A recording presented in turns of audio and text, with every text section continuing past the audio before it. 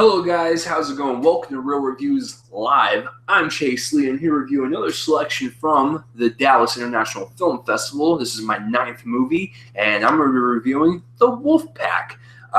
This is a documentary, and it comes from the U.S. And let me read the description to you because it's really cool, guys. It's really interesting. Locked away from society in an apartment on Lower East Side of Manhattan, the Angelo brothers learn about the outside world through the films that they watch. Nicknamed the Wolfpack, the brothers spend their childhood reenacting their favorite films using elaborate homemade props and costumes. Everything changes when one brother escapes and the power of the dynamics in the house are transformed. The Wolfpack must learn how to integrate into society without disbanding the brotherhood. And it's directed by Crystal Moselle. I'm terrible with names, I'm sorry. Yeah, the Wolfpack. Anyways, since I am doing this live, if you'd like to comment in that place relevant on my face, if you're watching this live and you want to ask me questions about it, go ahead and do so, and I will answer them accordingly. So, the Wolfpack. How was it? It was great. I think it was one of the better documentaries. And like I said, guys, in my previous reviews of this festival, if it's a documentary, these things are really hard to review. They really are. Because I'm going to be honest with you, unless your documentary tries to be terrible, most documentaries are good. That's just the way it goes. Most of them are actually really well done.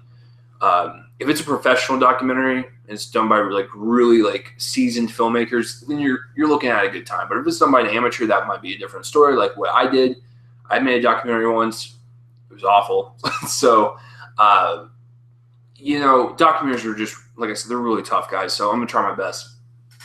The directing, I think what the director really wanted to show us is that kind of like the bond that these brothers share. I think there's 6 of them, and they have a little sister, and they have their parents. And so I think they really want to show this strong bond that these brothers have formed because, all they have is movies, and all they have is that to kind of gauge what the outside world is because their parents are super sheltered and they were homeschooled, and their dad believes that you shouldn't be working for the system, working for the man.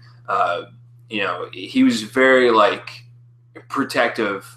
Well, I would say the mother's more protective. He was just more of holding them hostage. And so most of them are in their teens, and so they haven't even been outside. They said they would go out maybe 3 or 4 times a year, maybe once, maybe none.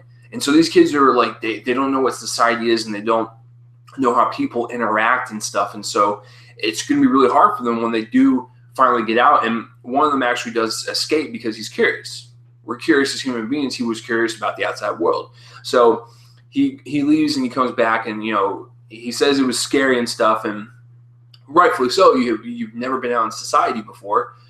You have, but you don't interact with people, and it's scary. It's scary to kind of go out there on your own, and that can kind of relate to anyone.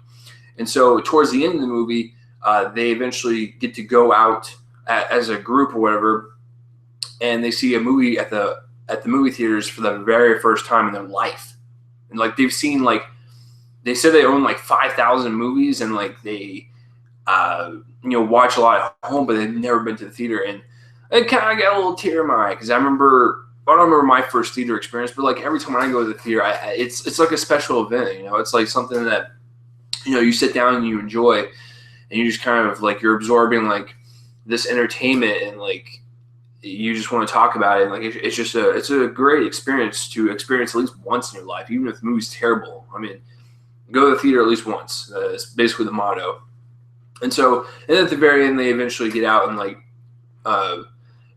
one of them moves out, and some others get jobs, and they start to kind of broaden their horizons a little bit more, so it's a little more hopeful for them, and you realize that they're not going to be stuck inside that house.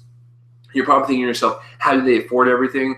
Their mom gets a grant to teach them, to homeschool them, basically. So that's how they get most of their money. The dad does not work. The kids do not work. It's basically just getting a grant from the state. And so that's how they get all their money. So if you were curious about it, but docs, man, they're so hard to describe. I guess what the director was trying to show us was, well, first of all, it's a very interesting group, and it's a very interesting premise. It's these kids, like, all they do is watch movies and they reenact movies because this is all they know about the world. And you know, they don't want to go out in the reality. They want to live in fantasy because it's comforting to them. It doesn't judge them. It doesn't talk back to them. It's something that they know and it's something that they're comfortable with. And I think that's a really strong theme that the director has going through. Also, fear. Fear is a huge part of this documentary. The parents are fearful for their children going out on their own. The kids are fearful for themselves to go out on their own. It's all about fear. And I think as, you know, a human in society, I think you have to overcome that fear. And I think you can't be a hermit the rest of your life. Like, yeah, there are some weekends where I stay in my house most of the time. But I mean, I go out, I have a job, I interact with people all the time. And especially doing reviews online, I interact with people online all the time. Some of them may be bad, but I mean, at least I'm interacting and stuff. And some people may not even see the light of day because they don't know how to adapt to society or talk to people or anything. So I think fear is a huge part of this documentary. And I think the kids not really overcoming their fear at the end, but more of like they're progressing in the right direction. And, you know, the parents aren't really too keen on getting out at all either. So like they always like stay in and stuff. And it was really kind of heartbreaking at the end, like when the director was filming the father and, you know, she asked, like, do you ever apologize to them? Because, you know, he kind of like stole their youth away by locking them up in this apartment because, like, he wouldn't let them leave. According to the documentary, he was alone with a key. Not even the mom had a key. Like, he was very like, no one leave. And he was very like, you know, it was like a dictatorship in there. So, you know, he explained that, like, people make mistakes and, like, you just have to progress forward. But at the same time, it's like, dude, you ruined these kids' lives. But at the same time, you know what's strange is, like, I can kind of relate to him because as a kid growing up, I did have friends. I did go out and I socialized with people. But for the most part, I stayed home and watched a lot of movies. And I did reenact scenes, like, with my, like, little action figures and stuff. So for a while, and even to this day at some point, I do like to live in that fantasy world. I like to go to a theater and escape reality. I like to do that quite often.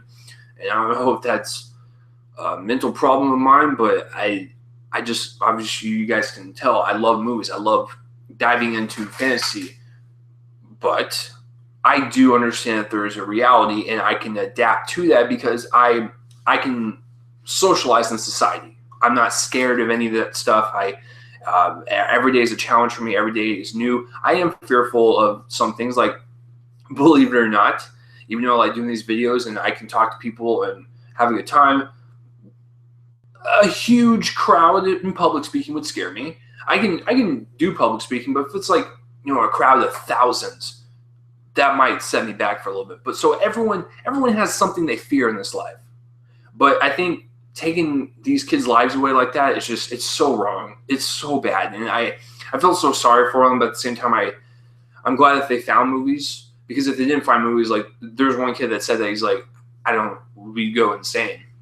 So I'm really glad that they found an avenue to keep themselves creative and keep their juices flowing in terms of that. Because, like, some of them in the movie, like, wanted to be a part of films, like making films. And I thought that was awesome because I do the same thing. Like, it's just something that, it's like an addictive thing for me, is like to be a part of films. So some of them actually wanted to become where they, like, get started on the craft that they got started on in life. So I think, like I said, overall point of this thing was fear and, like, just having people sheltered and, like, trying to adapt in the real life. So I think that's what the director was trying to get across. Like I said, for documentaries, you can't judge on acting because this is real life. Cinematography, it's actually shot really well. It's very, like, ghetto-y, not ghetto-y, but it's slightly ghetto and where they live and stuff. And, you know, it reminded me of Manhattan. Like, you know, I've never been to Manhattan, but just like those boys, I've seen a lot of movies and stuff to where, like, I have a picture of what New York is like, and plus you can go online and find out what Manhattan looks like. But it looked really cool. It was just really gorgeously shot in that city and stuff, and I really like the way it was shot. There's no complaints there. Editing wise, this doc is only like an hour and 20 minutes, and I felt like the middle was a little draggy because they kept going over the same thing over and over again. It was like the kids reenact a movie, the kids watch a movie, the kids describe what their life was like, and it's just kind of like a repeated cycle. I understand that, and there's not really much to talk about since like they have been sheltered, but I kind of felt the drag just a little bit in the middle. So it's not a knock on the movie. I still really enjoyed it. It's just, or maybe I'm just tired from the festival, but. So I really enjoyed the Wolfpack. I think it's a great, interesting documentary. It played at Sundance, I believe, and I believe it got some awards there. I don't know which ones though, but this was a very, very cool doc. If you're into documentaries, I would highly suggest you to check this one out. I think out of 10, ooh, that one's tough. Damn. I think I'll give it a strong 7 out of 10.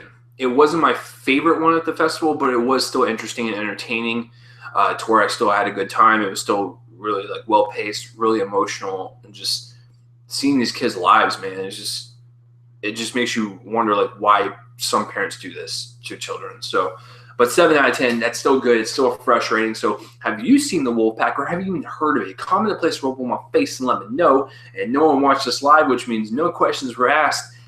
Thank God, because I'm terrible at answering questions. I'm kidding. So I'm going to play my outro music. I'm Chase Lee, and tune next time for whatever I review next live, and that will be a couple more Dallas International Film Festival selections. So I'm going to play my outro music. All right, see you guys later.